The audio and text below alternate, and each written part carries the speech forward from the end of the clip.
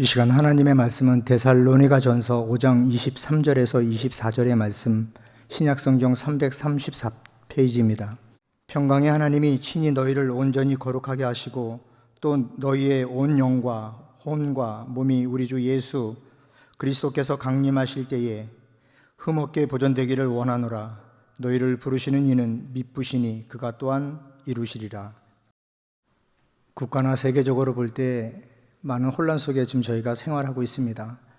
그런 가운데 또 종교적으로 또 그 이단의 어떤 그 집단이 또 드러나는 그런 시대를 살아가고 있습니다. 오늘 이 시간은 우리가 예수 그리스도 우리 주님이 이 땅에 오신 그 주님의 그 거룩하심 앞에 우리가 다시 한번 이 종교에 대해서, 이 기독교 진리에 대해서 다시 한번 우리가 점검하는 그런 시간을 갖는데, 교리라는 그런 주제를 가지고서 오늘 말씀을 같이 나누겠습니다. 오늘은 설교라기보다도 교회에서 사명을 주신 이 교리에 대해서 한번 우리 성도님들과 함께 저와 같이 한번 다시 한번 마음에 각이 나는 그러한 시간을 갖도록 하겠습니다. PPT가 오늘 나오기 때문에 제 화면은 얼굴에 거의 안 나올 것입니다. 좀 지루할 수 있지만 들어보시면은 조금 우리 신앙생활에 도움이 분명히 되실 겁니다. 우리가 교리라고 합니다. 이 교리는 우리가 이 종교적인 그 원리나 그 이치, 각 종교 교단이 있습니다. 종파가 있습니다. 근데 그 교단과 종파에서 규정한 그 신앙의 체제, 일반적인 지식을 잘 정리한 것, 이것이 이제 교리라고 할 수 있습니다. 우리 신앙인들은 예수 그리스도를 믿습니다. 하나님 아버지 예수 그리스도를 믿는데, 이 신앙인의 믿음을 일반적인 지식, 아주 상식에서 가장 일반적인 지식으로 잘 정리해서 서술한 것, 그것이 교리입니다. 이 기독교는 구원 종교이라는 것을 다 알고 있습니다. 하나님께서 우리를 구원해 주시기 위해서 신적인 권위를 예수님께 주셔서 이 땅에 오셨고, 우리는 그 예수 그리스도 안에서 신앙 고백을 함으로써 우리가 그 하나님의 나라를 볼 수 있고, 또 우리가 어떻게 가야 정직한 신앙생활, 올바른 신앙생활인지, 그런 것을 우리가 이 교리를 통해서 우리가 이렇게 하나하나 배워 나갈 수 있는 것입니다. 이 교리는 기독교의 기본 진리입니다. 가령 예를 들어서 하나님은 온 세상의 창조주이십니다. 예수님은 하나님의 독생자이십니다. 라고 할 때 이것을 믿는 그리스도인들이 대다수, 모든 하나님을 믿는 사람들은 이것을 고백합니다. 이것이 교리입니다. 또 우리가 예수님께서 베드로에게 이런 질문을 하잖아요. 너희는 나를 누구라고 하느냐?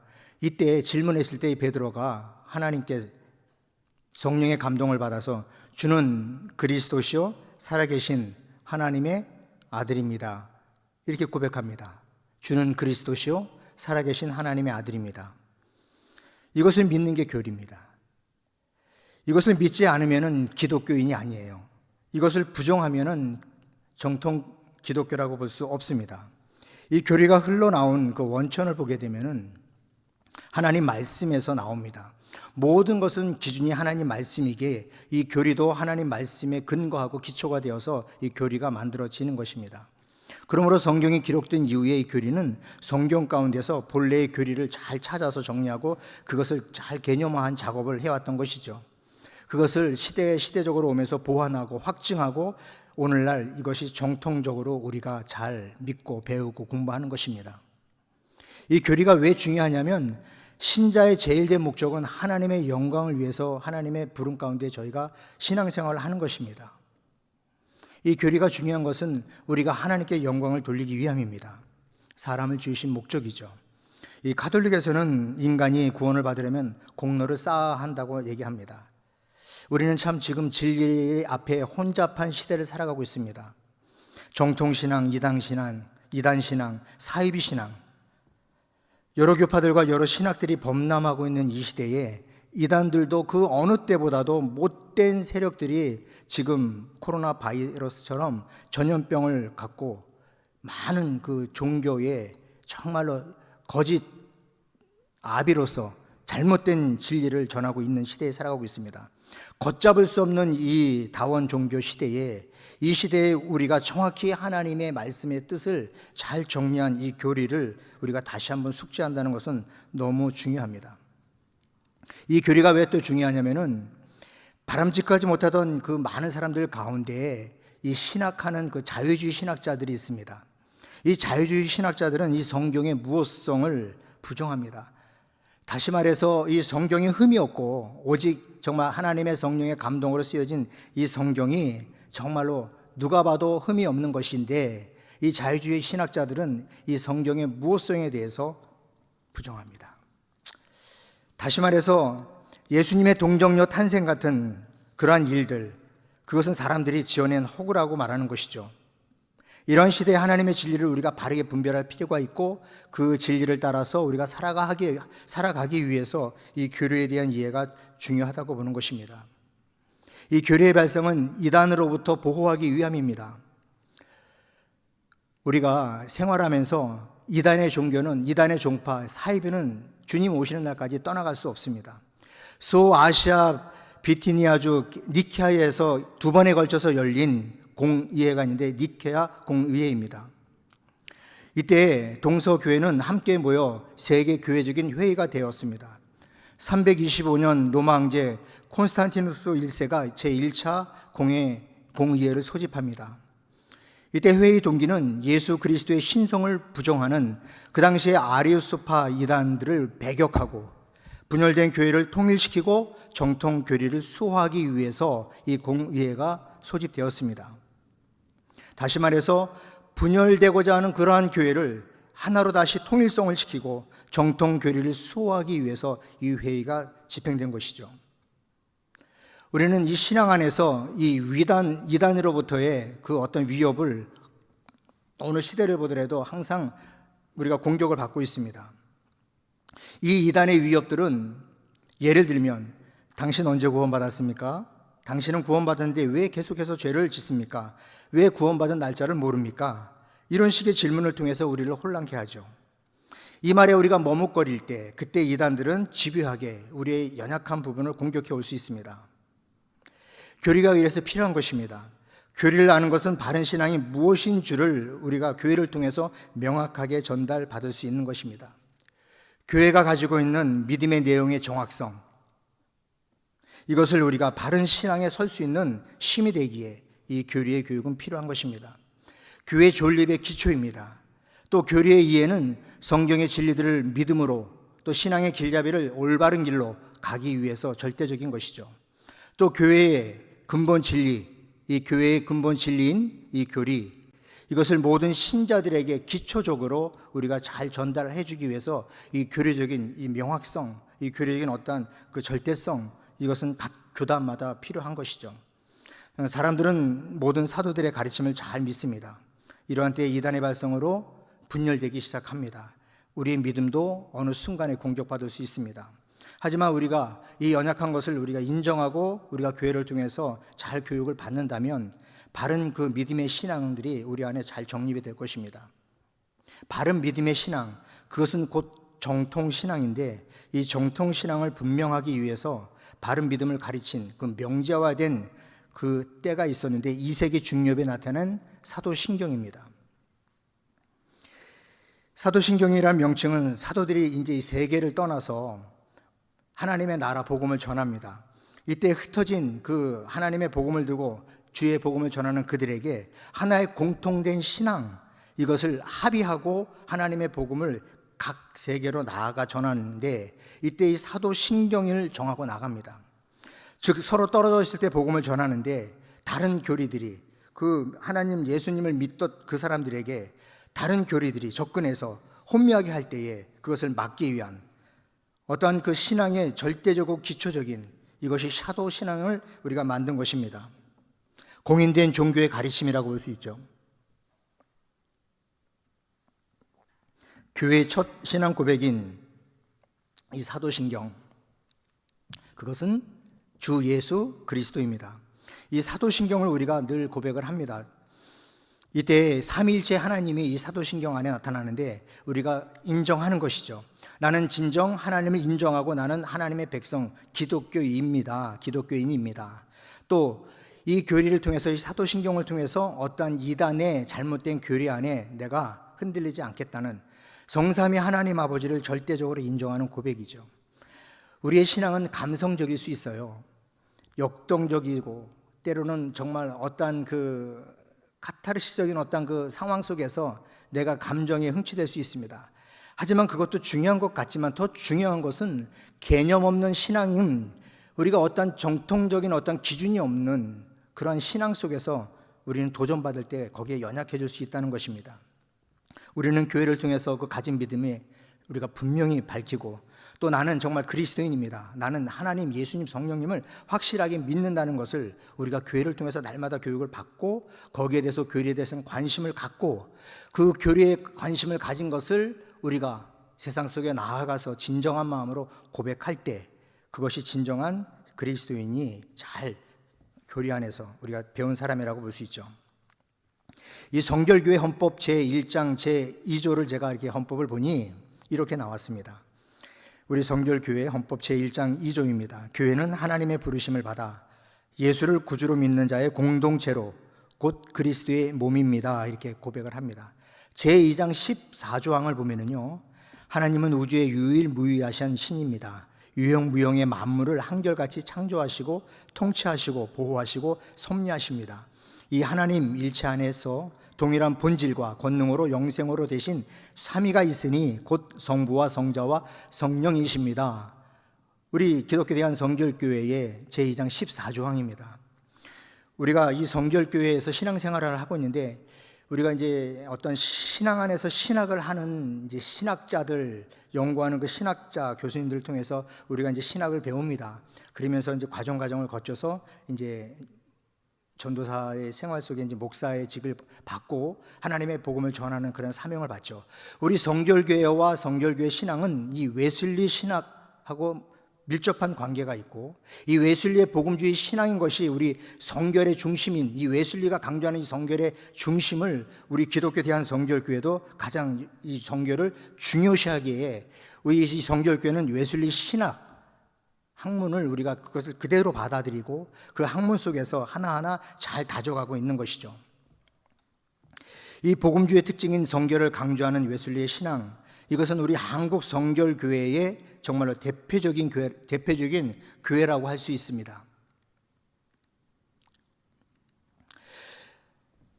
성결교회는 그 웨슬리가 주장하던 성결의 도리를 전파하는 것을 사명으로 창립되었습니다. 그래서 교단 명칭을 성결교회로 한 것도 이를 말해주고 있습니다.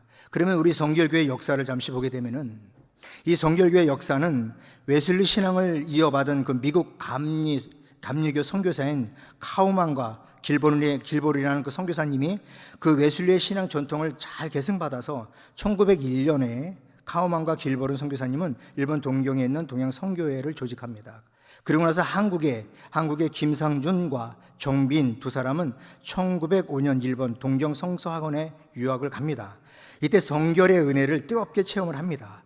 그리고 1907년에 동양 선교회의 그 선교사인 카우만, 길보른, 이분들의 도움을 받아 한국 성결교회는 서울 종로 영곡에 있는 동양 선교회 복음 전도관을 통해 복음을 전하게 됩니다. 이 전도관이 한국 성결교회의 모체가 되는 것이죠. 성결교회는 웨슬리 신앙의 전통을 물려받고 있다고 말씀드렸는데, 이 감리교가 18세기 웨슬리로부터 직접 유래한 데에 반해 우리 성결교회는 웨슬리를 계승한 19세기, 이때 미국 성결 운동이 있었는데, 이때 19세기 미국 성결 운동에 특히 그 만국 성결교회에 있어서 성결교회의 이 신학의 가장 직접적인 이 근원이 되는 이 성결 운동을 그대로 여기서 물려받습니다. 그러면서 여기서 우리가 이 사중복음이라는 것을 받아들입니다. 이 만국 성결교회는 중생, 성결, 신유, 재림, 이 사중복음을 온전한 복음으로 간주합니다. 그러면서 특히 이 신유와 재림에 대해서, 이 교리에 대해서 이 그리스도의 복음을 전 세계적으로 전하는 데 있어서 절대적인 것으로 이 한국 기독교 대한성결교회가 이것을 가지고서 상대 복음의 그 어떠한 그 능력을 발휘하죠. 이 사중복음이라는 용어가 처음 사용했던 사람이 있었는데, 이 사람은 1880년 미국 기독교 선교연맹을 창설한 엘버트 벤저민 심슨이라는 박사님이신데, 이분이 기독교론적으로 정리하면서 1887년에 올드 오차드 총회에서 첫 번째 설교를 하는데 사중복음이라는 제목을 가지고서 말씀을 전합니다. 이때 이 사중복음의 이 용어가 시작되어지기 시작했던 것이죠. 이 사중복음은 기독교 대한성결교회 헌법에 기록된 것인데 이렇게 나와 있습니다. 본 교회의 기초 교리는 기독교 개신교가 일반적으로 믿는 복음 주인이 그 교리의 요제는 본 헌법 제2장 제13조 이하에 설명되어 있다. 그러나 창립 당시로부터 중생, 성교, 신유, 재림 이 4대 표제를 강조해왔으니 이는 평강의 하나님이 친히 너희로 온전히 거룩하게 하시고 또 너희 온 영과 혼과 몸이 우리 주 예수 그리스도 강림하실 때에 흠없이 보존되기를 원하노라. 그래서 오늘 제가 본문을 우리 기독교 대한성결교회 사중복음에서 명시되어 있는 이 헌법에 명시되어 있는 데살로니가전서 5장 23절을 선택을 하게 되었습니다. 그러면 이 중생에 대해서 한번 이야기를 나눠보겠습니다. 이 중생은 사람이 거듭나지 않으면 하나님의 나라를 볼 수 없다라고 주님이 말씀하십니다. 거듭날 중 날생 다시 하나님의 나라를 보기 위해선 하나님이 전한 이 복음을 통해서 우리가 다시 새롭게 되는데 이 중생하는 방법은 하나님의 말씀으로 거듭나야 합니다. 두 번째는 성령으로 거듭나야 합니다. 세 번째는 그리스도의 보혈로 거듭나야 합니다. 우리가 그래서 날마다 하나님의 말씀이 우리 심령 안에 날마다 새겨지고 그것이 기억나지고 그대로 우리가 정말 삶 가운데 적용이 될 때 우리 날마다 중생한 사람의 모습이 우리가 날마다 새롭게 드러나는 것입니다. 우리가 성령의 도움이 없으면 절대 중생할 수 없어요. 우리가 예수 그리스도의 십자가 보혈의 공로 없으면 우리가 다시 하나님의 백성으로 거듭날 수 없습니다. 우리가 이것을 인정할 때 우리는 진정 하나님의 백성으로 거듭나는 거죠. 이 중생이 필요성을 정말 우리가 다시 한번 마음에 새길 필요가 있는데 이것은 우리가 구원을 받기 위해서입니다. 또 우리가 성결한 삶을 살기 위해서 이 중생이 우리에게 절대적으로 필요한 것이죠. 두 번째 성결을 보겠습니다. 이 성결은 믿음의 성숙함입니다. 참만 우리가 성결하게 살고 싶어도 이게 잘 되지 않습니다.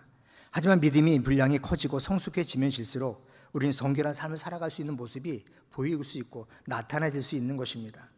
믿음의 성숙함을 나타낼 수 있는 그것이 성결한 삶입니다. 우리는 그 인류의 조상인 그 아담이 지은 원죄를 안고 우리는 이 땅에 태어납니다. 그리고 또 살아가는 동안 우리가 지은 행동을 통해서 자범죄가 생기죠. 또 우리는 조상의 잘못된 어떤 죄악 속에 그 유전받은 또 죄를 안고 살아갑니다. 이런 죄 가운데 이런 모든 것을 해결할 수 있는 그것은 오직 성결한 삶, 우리가 정말 하나님의 말씀으로 거듭난 그 상황에서 날마다 성결하게 살아갈 때에 원죄와 자범죄와 우리의 이 모든 유전죄는 정말로 깨끗하게 씻음받을 수가 있는 것이죠. 우리가 성결하지 못할 때 이 죄는 다시 우리 삶 가운데 도사리고 또 나를 공격해서 또 우리가 성결한 삶을 살다가도 넘어지는 것이 우리가 원죄, 자범죄, 이 유전죄로 인한 영향이라고 우리는 늘 기억해야 할 것입니다. 이 중생이 하나님의 일차적인 은혜인 것은 분명해요. 누구든지 예수 그리스도를 믿으면 하나님의 거룩한 백성으로 인침받는데 그 다음에 이 성결한 삶을 살아가지 못할 때 이 죄 가운데 우리가 넘어지고 공격의 대상이 될 수 있다는 것이죠. 그래서 우리의 신앙인들이 정말로 하나님의 나라 갈 동안 끝까지 승리하지 못하는 것이 이 죄의 문제에서 우리가 깨끗하지 못한 까닭에 넘어지는 것이죠. 우리가 이 성결을 학문적으로 많은 학자들이 표현하는 그 차이점은 다 있습니다. 표현하는 차이는 있겠지만 그 진리는 하나이기에 결국은 하나로 다시 모아지죠. 잠깐 이 학자들의 이 성결에 대해서 명제를 내는 것을 한번 살펴보고 싶은데요. 웨슬리는 온전한 사랑이다. 에드워드는 믿음의 확증이다. 메아는 성령의 세례이다. 휘니는 온전한 성화이다. 이렇게 각자가 하나님의 받은 그 성결의 은혜에 대해서 주장하는 어떤 정의가 약간의 차이는 있지만 오직 이 모든 것은 하나로 통틀어 볼 때 죄의 문제 속에서 우리가 깨끗한 삶을 요구하는 것일 것입니다. 우리 한국 복음주의의 아주 최고의 지도자였죠. 동양 선교회와 협력하고 한국교회를 성결교회를 발전시킨 그런 아주 큰 목사님이 계십니다. 이명직 목사님이신데 신학대강 기독교의 4대 복음 논문에서 우리 목사님께서 성결은 무엇인가 라고 말씀하셨어요. 참 저는 이 말씀을 이렇게 연구하면서 이렇게 배우면서 이 말씀이 참 저에게 큰 은혜가 됐습니다. 신학대강에서 이명직 목사님은 이 성결에 대해서 교훈을 이렇게 말씀합니다. 사람의 속에 아담으로부터 유전하여 오는 죄, 그 원죄죠. 그 죄성에서 사죄함을 받은 일과 그 정과 욕을 십자가에 못 박는 일이다. 그러니까 다시 말해서 우리의 이 원죄 속에서 죄사함을 받았는데 우리의 욕심으로 인해서 또 죄를 짓는 우리의 모습을 보면서 십자가에 완전하게 못을 박기를 바라는 목사님의 이 아주 이 간단 명료한 이 명제가 가슴에 참 와닿았습니다.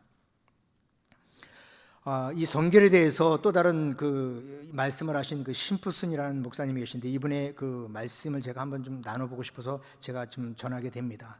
이분은 이렇게 말합니다. 성결에 대해서 성결은 중생과 동일한 것이 아니며 중생 후에 오는 제2의 은총이다. 제2의 은총이다. 성결은 전적으로 하나님의 사역이다. 하나님의 작품이다. 성결은 구원과 마찬가지로 하나님의 은혜요 성령의 선물이다. 이렇게 말하고 있습니다. 정리해보면 이 성결은 죄에서 완전히 분리되는 겁니다. 완전히 분리되는 거예요. 우리 성결 교단에 분명한 교리가 있고요. 각 교회마다 추구하고 정말로 우리 성도들에게 명확하게 전해주고 싶은 그 담임 목사님들의 그 목회 철학, 목회적인 사상이 있는데 우리가 이 죄성에 대해서 항상 우리가 전해 듣습니다. 우리가 성결한 삶을 살아갈 때에 하나님의 나라를 볼 수 있는 것이고 이 성결한 삶을 살아가지 아니할 때 우리는 중생받은 백성이지만은 우리가 정말 하나님의 거룩한 백성으로 살기가 너무 쉽지 않다는 것, 그것이 우리 교회가 주장하는 정말로 이 죄에 대해서 날마다 깨끗해지기 원하는 우리 그러한 교회가 우리 송영교회라고 저는 생각합니다. 이 성결의 은혜를 받는 방법이 있습니다. 물론 성경에서 말씀하며 우리에게 가르쳐 주시는 것이죠. 성결의 은혜를 받는 방법, 하나님의 말씀으로 성결해 줄 수 있다. 사도 바울은 이렇게 말씀하죠. 하나님의 말씀으로 티나 주름 잡힌 것이 없는 깨끗하고 꼭 거룩한 심령으로 변화시킬 수 있다고 강조합니다. 또 이렇게 말씀합니다. 하나님의 말씀은 살았고 운동력이 있어 좌우의 날선 어떤 검보다도 예리하여 혼과 영과 및 관절과 골수를 찔러 쪼개기까지 한다. 또 마음의 생각과 뜻을 감찰하게 시도한다. 우리가 이렇게 살기만 하면 성결한 삶을 살아갈 수 있다는 거죠. 성결의 은혜를 받는 방법 중 또 하나는 성령으로부터입니다. 저는 이 성령이 우리의 삶 가운데 임재하지 아니하고 우리를 떠나가시면은 저는 빈 껍데기다. 저는 항상 이렇게 기도할 때마다 그렇게 고백을 해요. 내가 뭔가 잘못했을 때 하나님 저 떠나지 마세요. 제가 잘못했습니다. 성령님 저 떠나시면 나는 죽습니다. 그냥 저도 모르게 이렇게 고백이 나올 때가 많아요. 그러니 우리가 이 성령 안에서 우리가 성결해져야 한다는 것, 성령이 우리를 도와주지 아니하시면 우리는 깨끗해질 수 없다는 것, 너무 중요한 것 같습니다. 그 다음에 세 번째, 하나님의 말씀은 그리스도의 보혈이잖아요. 우리가 하나님의 말씀을 구체적으로 이렇게 자꾸만 묵상하다 보면 십자가의 보혈이잖아요. 그러니 우리는 십자가의 보혈로 우리는 성결한 삶을 살아갈 수 있습니다. 우리가 이 성결의 필요성에 대해서 우리가 같이 나눠보겠는데요. 성결은 우리가 정말로 하나님이 우리에게 일괄적으로 하나로 우리가 이렇게 살길 바라는 거예요. 너희가 이렇게 살길 바란다. 성결한 삶을 살길 바란다. 그래서 하나님께서 우리에게 이런 말씀을 주셨잖아요. 내가 거룩하니 너희도 거룩하라. 하나님의 뜻은 이것이니 너희의 거룩함이니라. 이럴 때 우리가 하나님의 나라를 볼 수 있다는 것입니다. 사중복음 세 번째의 신유의 복음입니다. 이 신유는 성경에 기록된 많은 그 신유의 역사가 있습니다. 성경에 기록된 신유의 역사는 모든 것이 다 예수 그리스도의 이름으로 다 역사가 있었고요. 회개함으로 역사가 있었어요. 기도함으로 역사가 있었어요. 그러니까 신유의 역사는 예수님의 이름으로 우리의 그 죄의 문제를 회개하고 주님 앞에 기도할 때에 이 문제가 해결됐다는 것이 성경적인 것이죠. 성경에서 이 신유의 그 이적과 표적이 나타나는 그 많은 일들이 있는데 이때에 초자연적인 일들이 많이 일어납니다. 그래서 야고보서 기자는 그렇게 말합니다. 의인의 간구는 역사하는 힘이 크다. 우리가 잘 아는 그 나사로가 무덤 안에서 죽어 있을 때 우리 주님이 우십니다. 우리 주님이 우신 이유가 여러 가지 이유가 있겠지만 믿음이 없는 걸 보시고 우실 수도 있고요. 또 주님이 우시는 이유 중에 하나는 정말로 우리가 그 메시아인 예수 그리스도를 절대적으로 믿지 못하는 우리의 그 정말로 연약함, 그것이 안타까워서 울 수도 있을 것입니다. 또 친구 4명이 중풍병자를 지붕을 뚫고 예수님한테 데리고 갑니다. 이때 주님이 그들의 친구들의 믿음을 보시고 이 병자를 고쳐줍니다. 그러니 우리가 이 신유에 있어서 너무 병이 들어 힘들어하는 그 친구를 위해서 우리가 기도하는 것, 중보기도 하는 것, 이것은 너무나도 필요한 것이에요.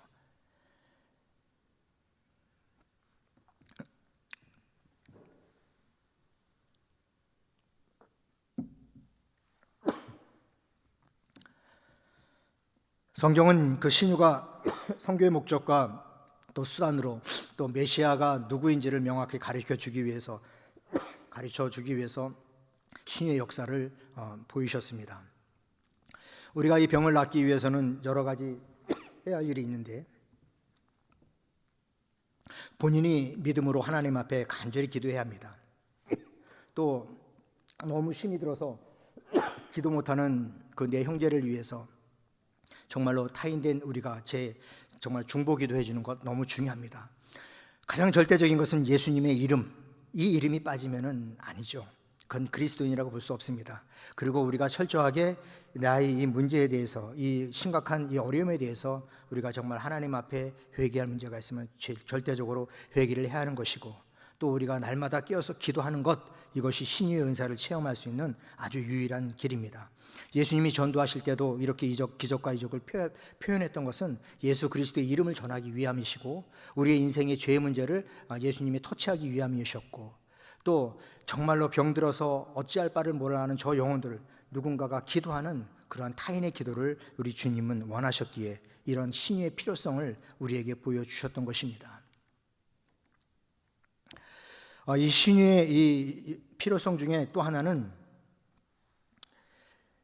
사단의 그 권세 속에서 예수 그리스도의 권세가 더 막강한 것을, 주님의 그 넓고 깊은 사랑을 많은 사람들에게 확증시키기 위한 어떠한 그 하나님의 넓고 깊은 사랑이죠. 저도 생활하다 보면 몸이 갑자기 급격히 안 좋아질 때, 그때 정말 주님 앞에 간절히 기도하잖아요. 하나님, 내 이러이러한 문제 속에서 정말 하나님 이 문제가 왔다면 용서해 주시고, 이러면서 하나님의 그 깊고 넓은 사랑 안에 자꾸만 내가 찾고 갈급한 마음에 기도하게 되잖아요. 이때 우리는 신유의 그 역사를 우리가 체험할 수 있는 것입니다. 이 신유에 대한 결론을 맺겠습니다. 육체의 모든 질병, 이것은 하나님의 은혜를 받고자 하는 우리 그리스도인들, 하나님 앞에 절대적으로 나의 모든 것을 다 주님 앞에 내려놓고, 우리가 갖고 있는 그 모든, 정말로 안고 있는 그 모든 문제 앞에, 하나님 앞에 다 그 모든 문제를 내려놓고 빈 마음을 가지고서 하나님 앞에 기도할 때, 그때 우리가 성령의 임재 속에서 초자연적인 그런 신유의 역사가 우리 이 땅의 교회를 통해서 있어지기를 저는 정말 간절히 소망합니다. 사정복음의 마지막인 이 재림에 대해서 말씀하겠습니다. 이 재림은 헬라어로 파루시아라는 단어인데요, 임재, 도착, 오려고 한다, 이런 뜻이 있더라고요. 신약에서 또 주의 날, 인자의 날, 심판의 날 오리라, 이러한 어떠한 그 메시지가 우리에게 가르쳐주고 있습니다. 이 재림에 있어서 우리가 여기서 하나 짚고 넘어갈 것이 있는데, 천년 왕국은 과연 있는 것이냐는 것이에요. 정말 하나님의 나라는 있는 것이냐? 자유주의 신학주의, 또 우리가 믿는 신앙인들조차도 이 하나님의 나라에 대해서 완전하게 믿지 못하는 사람들이 간혹 있더라고요. 우리 예수님이 재림하신다면 언제일 것인가? 예수님이 이 땅에 오신다면 그때는 언제일 것인가? 이건 신학적으로 정말로 많은 그 논쟁이 되고요. 또 신학 신학을 또 연구하시는 많은 학자들 가운데 의견이 약간은 분분한 부분이 많습니다. 이 문제에 대해서 해답을 세 가지로 정리할 수 있는데, 그것은 전천년설입니다. 전천년설, 그 다음에 후천년설, 또 하나는 무천년설, 이렇게 세 가지가 있습니다. 말세에 일어날 이 사건, 이 역사적인 이 사건은 언젠가 분명히 종말은 이 땅에 옵니다. 저는 개인적으로 개인의 종말이 있고 인류의 종말이 있다고 저는 늘 가슴에 새기고 사는 사람 중에 한 사람인데, 이 말세에 일어날 사건들에 있어서 이 시간적인 순서에 신학적인 논란, 이것을 잘 정리한 우리 성결교단은 전천년설입니다. 그리스도의 재림을 비롯하여 말세에 일어날 주요 사건들을 시간적 순서에 의해서 그리스도의 재림이 환난 전 휴거설, 이렇게 우리 기독교 대한성결교회는 말하고 있습니다. 이 김상준 목사님의 그 사중교리를 보게 되면요, 말세에 일어날 그 주요 사건들을 이렇게 순서적으로 명확하게 기록을 해놓은 내용이 있습니다. 그리스도의 공중 재림, 의인의 부활, 생존한 성도의 변화, 성도의 휴거, 공중 혼인잔치, 그 다음에 대환란, 두 증인의 출현, 지상 재림, 순교자의 부활, 만국민의 심판, 거짓 그리스도의 멸망, 사단의 결박, 천년 왕국, 사단의 석방, 그 다음에 곡과 마곡의 멸망, 악인의 부활과 최후의 심판, 사망과 음부의 멸망, 이렇게 쭉 나열하고 계세요. 기독교 대한성결교회 헌법 제20조는 재림에 대해서 이렇게 명확히 말씀하고 있습니다. 부활 승천하신 예수께서 승천하시던 그 몸대로 다시 오시는 일이니 천년시대 이전의 재림이 이루어짐을 믿으며, 생각지 않을 때에 주께서 공중에 오셔서 교인을 영접하실 때 구원받은 교인들은 휴거되어 어린 양 혼인잔치에 참여한 후 심판의 주께서 교인들과 함께 지상에 강림하심으로 거짓 그리스도가 멸망하고 천년 왕국을 건설한다, 이렇게 정확히 기록하고 있습니다. 성결교단의 재림론을 요약하면 이렇습니다. 그리스도의 전천년기적 재림을 확고하게 믿는 것이죠. 후천년설을 단호하게 거부합니다. 이 전천년 재림의 이 근거는 안식일 개념과 요한계시록 20장의 문자적 해석으로 창조 6일을 근거하여 인류 역사 6천년설을 받아들이고 그 후 천년 동안의 안식시대, 곧 천년 왕국에 전개된다, 이렇게 말씀하고 있습니다. 그리스도의 재림은 그날과 그때는 우리 아무도 알 수 없습니다. 오직 하나님밖에 모르십니다. 그래서 이 그리스도의 재림은 도적같이 온다 그랬어요.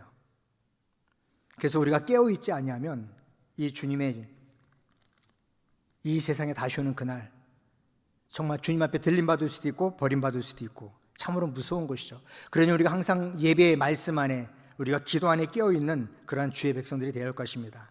이 전천년주의자들, 그들은 이 그리스도의 재림 앞에서 대환란이 있을 것이라는 그 위견을 아까도 말씀드렸는데, 이 교회가 대환란에 앞서 휴거되어서 환란을 통과하지 않는다면, 통과하지 않는다는 이 견해가 환란 전 휴거설인데, 이 성결교회 재림론은 환란 전 휴거설을 지니고 있다고 제가 말씀드렸어요.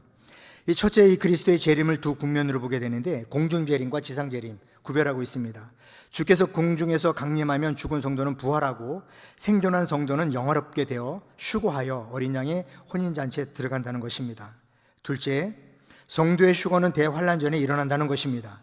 휴거는 성도들을 대환란에서 구원한다는 하나님의 은혜의 약속인 반면, 이 대환란은 많은 사람들을 회개시키고 진실하게 하나님의 거룩한 백성을 만들기 위함입니다. 이 재림은 공중에서 오시고 지상에서 오시는데, 우리 주님은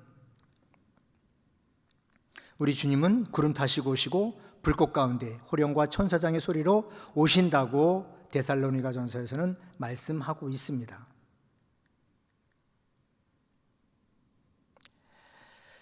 재림의 필요성입니다. 첫 번째, 구원받은 성도를 맞이하기 위함입니다.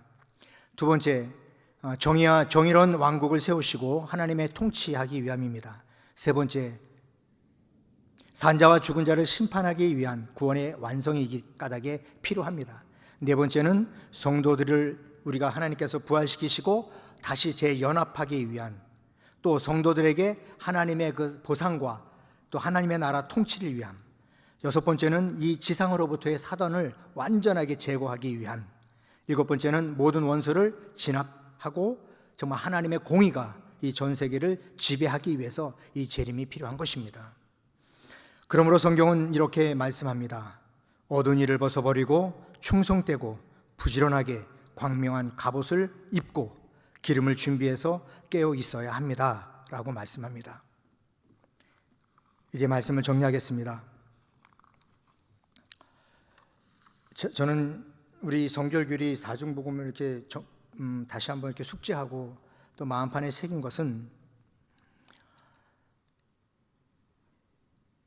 우리는 이 땅에 살아가는 동안 정말로 많은 그 시련과 도전과 또 어떠한 역경 속에서도 우리가 거듭난 주의 백성으로 하나님 말씀 안에 죄의 문제 속에서 날마다 성결한 삶을 살아가며 또 정말로 우리의 연약함을, 내 자신의 연약함을 인정하고 하나님 앞에 기도하며 우리가 육신이 연약할 때 주님의 도움을 간청하고 또 세상에 나아가 믿지 않는 저들의 연약함을 우리가 함께 기도함으로 그들이 정말로 깨끗하게 치료함 받고 또 다시 한번 주님 안에 들어와서 영원한 그 하나님의 나라의 소망을 두고 살아가며 우리 이 성결교리의, 우리 성결교단의 이 사중복음인 중생과 성결, 신유, 재림의 이 교리 속에서 저와 이 땅의 많은 사람들이 정말 미래적으로 하나님이 역사하실 그 미래를 바라보며 정말로 우리가 주의 말씀 안에서 영적인 예배자로 깨어있는 그러한 삶을 살아가기를 이 말씀을 준비하면서 다짐하게 됐습니다.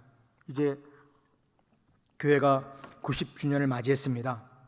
이제 100년을 바라보는 우리 송영교회가 미래지향적인 그런 사중복음이 충만하기를 주님의 이름으로 축복합니다.